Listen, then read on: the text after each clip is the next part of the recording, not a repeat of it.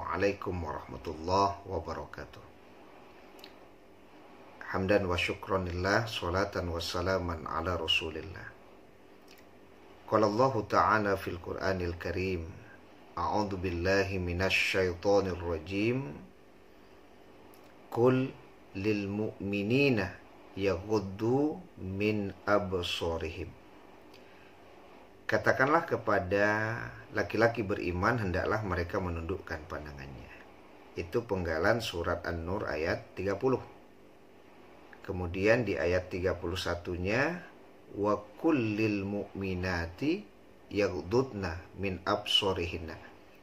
Dan katakanlah kepada wanita-wanita beriman, hendaklah mereka menundukkan pandangannya. Jadi ini berkaitan dengan perintah Allah bagi laki-laki beriman dan perempuan beriman untuk menundukkan pandangan. Teringat pula saya dengan apa yang disebut mato, condong, kanan rancak. Salero, condong kanan lama.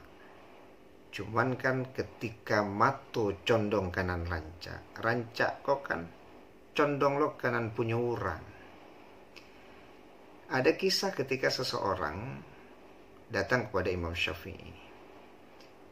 Kemudian menceritakan bahwa istrinya itu tidak lagi kelihatan cantik.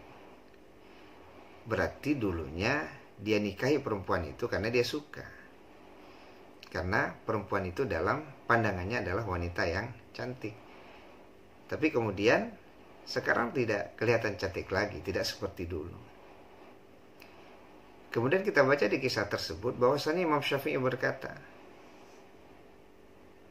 tundukkan pandanganmu selama 1 bulan. Jadi kalau kita baca pendapat ulama, menundukkan pandangan itu artinya apa?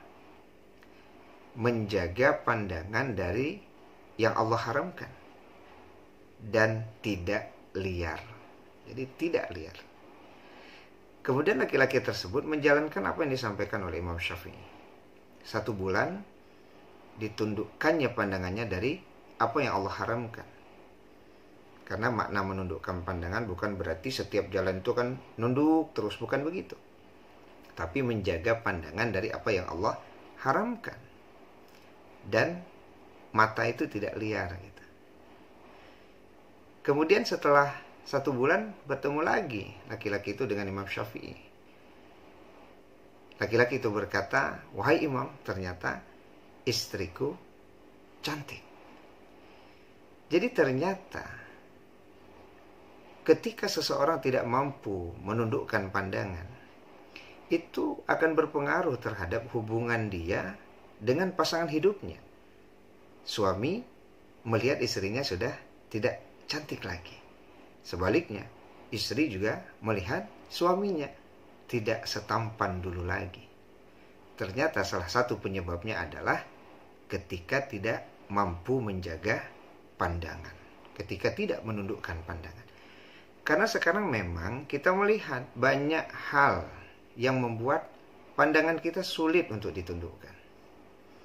Umpamanya kita aktif bersosial media, itu kan sering bermunculan foto-foto status ya, yang berganti tiap sebentar umpamanya. Lalu ya kita nge-like berarti menyukai gitu. Ya, orang ganti profil, terus kita like. Ya, istri orang mengganti profil, kita nge-like. Kalau suaminya nge-like tidak ada masalah, kita nge-like, menyukai. Ketika istri orang mengganti profilnya, istri juga begitu. Ketika ada suami orang mengganti profilnya, terus di like gitu ya. Ya, yang disukai itu kan profilnya gitu, wajahnya.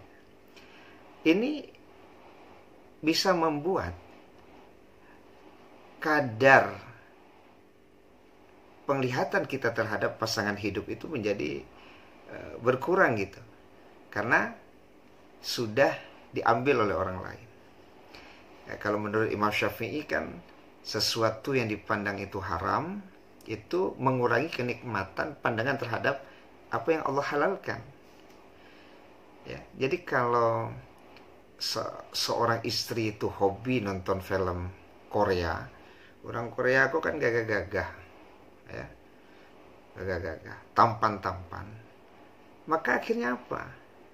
Suami ko lah ala kurang segagah. Ya, kenapa? Karena istri suka melihat film Korea dia. Begitupun suami kalau hobi umpamanya nonton film India, ya, ceweknya kan cantik-cantik gitu. Sehingga istrinya jadi kelihatan kurang cantik gitu. Ya, ini pengaruh ketika kita tidak bisa menundukkan pandangan. Belum lagi kalau di jalan ya. Ketika kita lihat sekarang banyak godaan-godaan ya yang membuat sulitnya seseorang untuk menundukkan pandangan. Naik sepeda motor kadang-kadang namun lo perputarannya kok sampai 45 lebih ya, 45 derajat lebih. Berputar ya. Bisa tertabrak tiang listrik atau masuk ke banda ya. Kalau naik oto tuh putar kiri kanan, kecuali kalau istri di sampingnya tuh bisa dia menjaga pandangan ya, sebab kalau seandainya di dekat istrinya matanya liar, bisa-bisa dapet cubit gitu kan, matu ke masa apa gitu. Coba kalau tidak ada istri kan, ini termasuk pengkhianatan terhadap mata. Sebab ada orang yang memang jaim sekali, kok daki orang kok tak tanggung tuh, yang menunduk taruh saya pandangan, talengah kawan matu kok tak tanggung, liar sekali kan. Itu namanya pengkhianatan terhadap pandangan. Jadi itu yang perlu kita harus berhati-hati sekarang. Memandang itu hukumnya kan boleh ya, yang penting tidak memandang yang Allah haramkan, kemudian tidak liar dia. Nah, akibat kita tidak mampu menundukkan pandangan kemudian liar, maka sebagaimana yang kita baca di awal, mato condong kanan rancak. Cuman sayangnya rancak tuh condong kanan punya orang. Harusnya yang rancak itu tentunan dihalalkan Allah Subhanahu wa ta'ala. Ya, mudah-mudahan kita adalah orang-orang yang mampu menundukkan pandangan. Yakinlah dengan menundukkan pandangan, ternyata tidak ada secantik istri kita dan tidak ada yang setampan suami kita. Wallahu a'lam bissawab.